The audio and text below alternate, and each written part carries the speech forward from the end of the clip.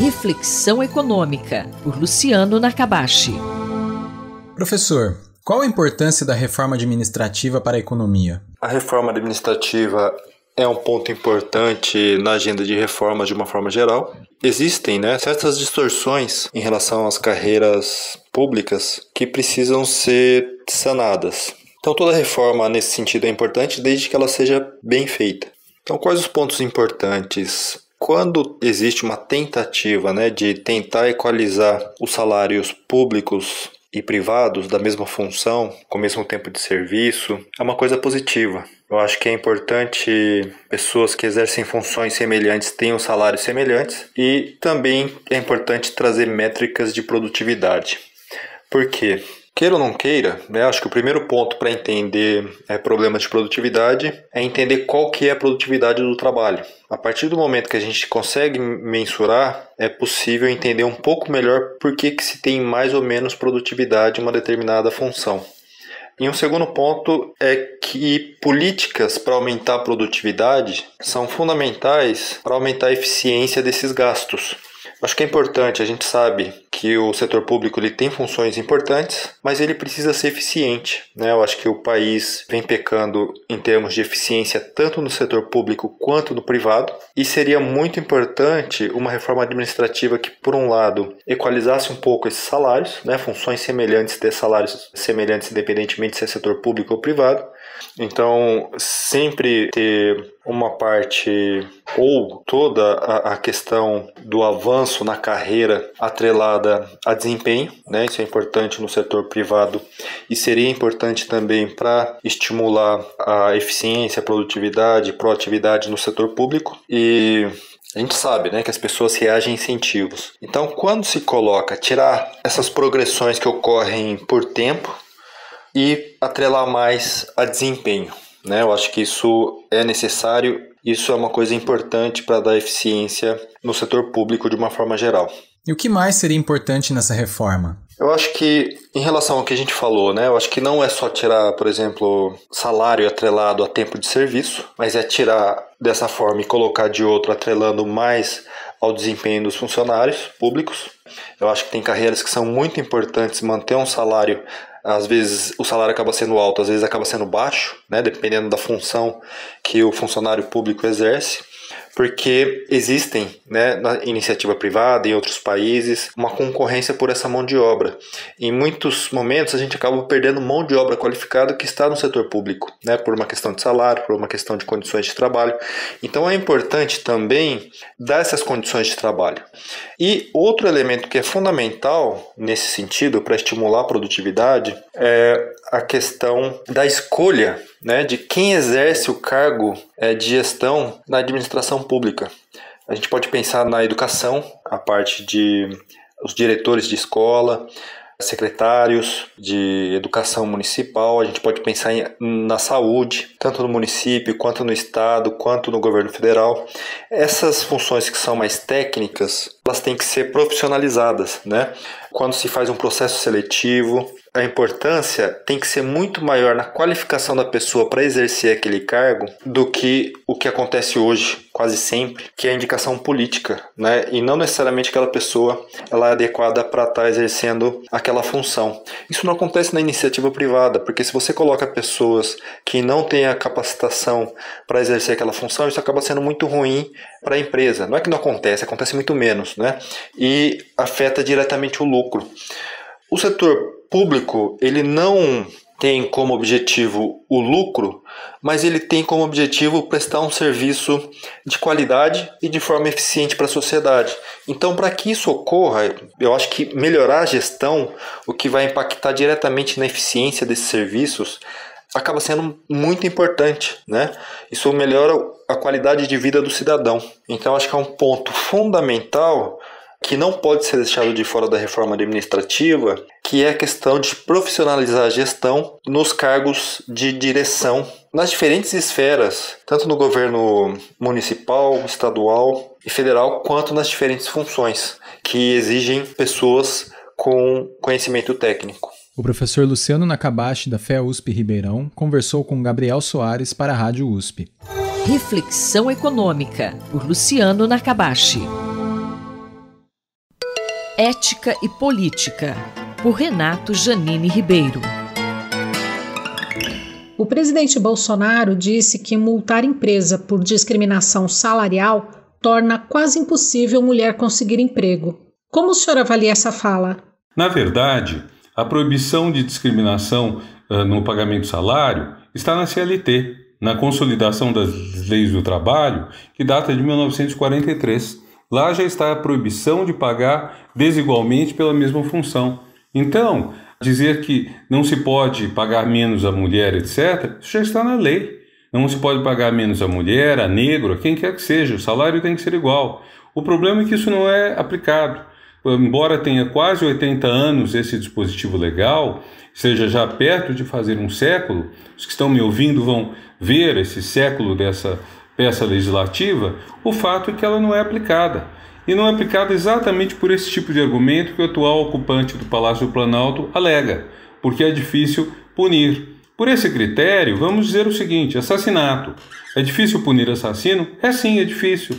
Você tem que fazer uma apuração, tem que ter uma polícia qualificada, que saiba pesquisar cientificamente para encontrar provas do assassinato. Você tem que ter promotor, juiz, tribunal, tudo que funcione. Precisa ter gente qualificada para garantir ampla defesa e também punição. E, no entanto, no Brasil, o número de criminosos que é punido é relativamente pequeno. Então, por analogia, nós vamos tirar do Código Penal a proibição de matar, porque há assassinos que escapam livres, ou vamos manter no Código Penal e dizer, vamos qualificar o sistema policial e de justiça para que sejam punidos. A mesma coisa vale para tudo que é injusto. Vale para a selva amazônica, para o verde.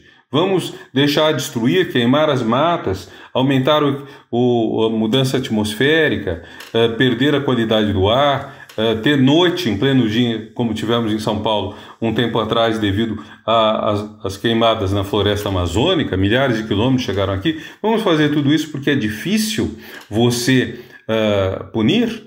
Então, isso tudo está errado. E dizer que a mulher não vai conseguir emprego. Ora, as mulheres estão se qualificando cada vez mais. As mulheres estão se tornando cada vez mais numerosas no ensino superior. Peguem dois países totalmente diferentes, Irã e Portugal. Portugal, uma democracia, Irã, um país de forte preconceito contra a mulher. No entanto, há mais estudantes universitárias mulheres no Irã do que homens. Mais mulheres estudando na universidade em Portugal do que homens. E essa é uma tendência mundial. As mulheres começam, às vezes, pelos trabalhos mais modestos, menos bem pagos, mas vão subindo. E justamente o fato de fazerem mais curso superior, se qualificarem mais, vai virar a mesa. Daqui a um tempo, nós vamos ter uma mão de obra feminina possivelmente mais qualificada que a masculina. O ideal, claro, é que todo mundo seja igualmente qualificado, sem distinção de gênero, de etnia, de nada. Mas é claro que a tese do presidente é uma tese arcaica, retrógrada, de alguém que não se adapta ao século XXI, não se adapta ao mundo moderno e não se adapta ao período iniciado com a Revolução Francesa e a Americana e democracia. O que a igualdade salarial entre gêneros pode dizer sobre um país? A igualdade de direitos, no caso a igualdade salarial entre homem e mulher, o que ela diz? Diz que um país é um país civilizado. Diz que um país tem valores, que um país tem ética.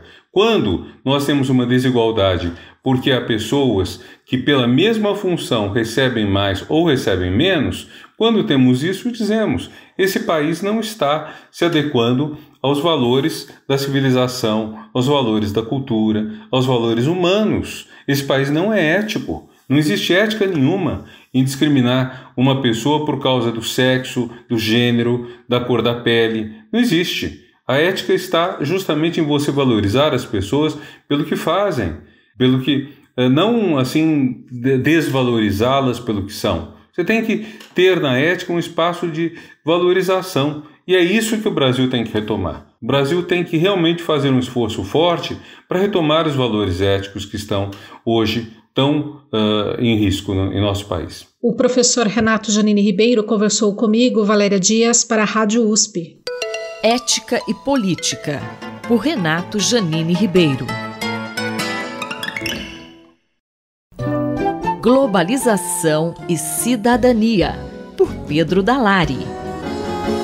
Bom dia, professor Pedro Dalari. Professor, já passamos de um ano da pandemia da Covid-19 e eu acho que já dá para nós fazermos aí um balanço de como o mundo está lidando com a pandemia e como os diversos países, inclusive o Brasil, estão lidando com ela, na verdade, como cada um está fazendo o seu serviço, o seu trabalho ou não. Com mais de um ano de progressão da pandemia de Covid-19 causada pelo novo coronavírus e suas já muitas variantes, é possível se ter um quadro comparativo de como os países do mundo vêm lidando com esta trágica situação. Em um mundo interconectado, que é a grande característica da globalização, essa comparação é um indicador importante para antecipar as perspectivas para a população de cada país. Quanto melhor o manejo da crise sanitária, melhor para o país e sua população. E não só pelo benefício óbvio auferido pelas pessoas em função de políticas públicas eficazes, mas também pelo fato de que os países mais bem-sucedidos no combate à pandemia receberão os benefícios de uma melhor posição no contexto internacional. Receberão mais investimentos econômicos, terão maior afluxo de visitantes, inclusive turistas, seus cidadãos terão melhor acolhida nos outros países, ou seja, haverá um benefício geral do ponto de vista da cidadania e da sociedade. É neste contexto global que a posição do Brasil vem se verificando como muito ruim, em evidente prejuízo para a nossa população, inclusive sob a perspectiva da inserção internacional do país. Isto ficou evidente em relatório feito pela prestigiosa agência de notícias Bloomberg, que mostra esta triste realidade para os brasileiros. E o que diz esse relatório da Bloomberg, professor? Divulgado no início desta semana, o levantamento, em sua edição mais recente, leva em consideração os 53 países de maior relevância econômica. E neste ranking do combate a coronavírus e a pandemia de Covid-19, o Brasil ocupa a 53ª posição, ou seja, a última entre as 53 maiores economias do planeta. O estudo da Bloomberg leva em consideração 10 critérios, 5 deles sobre medidas de impacto especificamente para a saúde das pessoas e outros 5 sobre o impacto na qualidade de vida. Entre os primeiros critérios estão os indicadores de número de casos e de número de mortes em relação ao número de habitantes. E, como todos nós sabemos, os números são péssimos no Brasil. No que se refere à qualidade de vida, os indicadores medem, por exemplo, a expectativa do crescimento da economia em 2021 e a cobertura fornecida pelos serviços de saúde. E aqui também, mais uma vez, os indicadores não são nada bons. Trata-se de um estudo muito criterioso, este da agência Bloomberg, e a indicação da péssima situação do Brasil frente à pandemia de Covid-19 reforça as análises que já vêm sendo feitas em diversas faculdades e unidades da Universidade de São Paulo e de universidades no Brasil e no mundo. Trata-se de um quadro muito ruim este do Brasil, que deve servir de alerta para todos nós, inclusive em função desse dado comparativo global. Na página da matéria do Jornal da USP, que registra esta coluna, encontra-se o link para acesso ao relatório da agência Bloomberg, a que fiz referência nesta coluna. Vale a pena dar uma examinada. Este foi o professor Pedro Dalari, que falou com Marcelo Hollenberg para a Rádio USP. Globalização e Cidadania, por Pedro Dalari. Na cultura, o centro está em toda parte, por Martin Grossman.